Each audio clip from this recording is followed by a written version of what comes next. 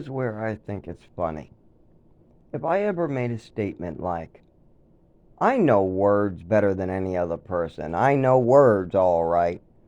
Now, the way I would say that is, I know the English language better than most. That's the way I would phrase that sentence. But if I ever said, I know words better than you, or if I ever made the phrases similar in those type of aspect, or how about if I ever stopped the middle of a sentence and went, I'm on,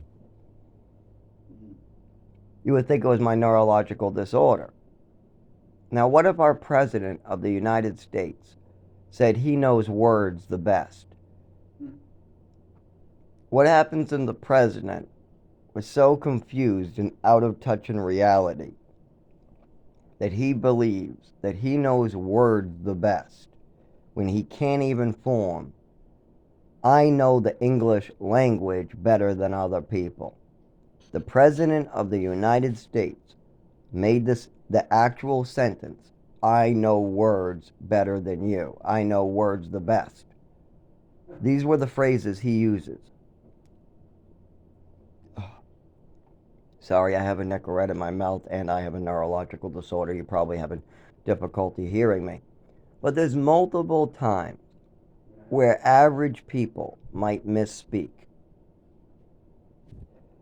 And we get belittled by the Karens and the aunties and the people who do it themselves but then say they don't. You know, the people who think their shit doesn't stink. The people who will literally be hurting other people, doing terrible things, selfish behaviors, handing over taxpayer dollars to other countries, and then they don't, all we did was, collect taxpayer dollars and go on a cruise. All we did was let somebody smack a orphan around and cripple him, and now we're trying to mess with his health care. We're only born in a time where we got paid for our work and wages were different. We only destroyed America in the 70s from now, and we destroyed the futures for anybody starting out with nothing. If you get started out with nothing today and you have no family to rely on, no home to go back to, nothing like that, if you were born an orphan in this country, like, well, let's say I was the best son ever. I was gifting 12 grand and I was taking abuse and I let them even lie about me and make up stories. Let's say that I was the lightning rod for my family, even, or let's say that I'm the prize of the family. As my father's moving from Florida to Algonquin here and there, I still wouldn't have a place to go. If you're not allowed to drive, it's not like I can live flying back and forth with him. And it's not like in winter you could survive with your job all the way. And, like, let's say I lived in South Carolina. There's no structure, there's no family in my life. Why?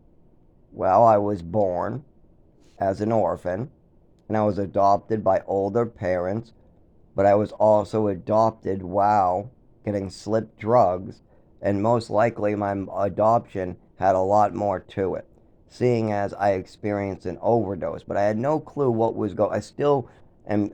I don't know what it means for your mother to cause an overdose, lie about it, and then adopt you and send you back and take you and all this other stuff. All these crazy decisions my mother made, I can't truly know why she made them. I can only tell that this is what she did. Like, she handed me pills that I wasn't prescribed. That much I know. There's things I know she did, and then there's things that we know there's more that she did, but we just don't know how bad they are or why she did them. So, when you have situations like that, you would think that, okay, well, your roots, you would make your own friends and you would stay, well, how about your childhood friends? Can't you stay with them? Can I stay with a childhood friend in Texas? Probably not. Can I stay with a friend I met in Westford? Probably not. Can I stay with a friend I met in Haverhill? Probably not. I could if I still was in touch with them, if I wasn't moving around the country like a fucking traded cookie. I'm goddamn, every 2 years for my entire life, I would be moving to a new location and a new location. Any friends I ever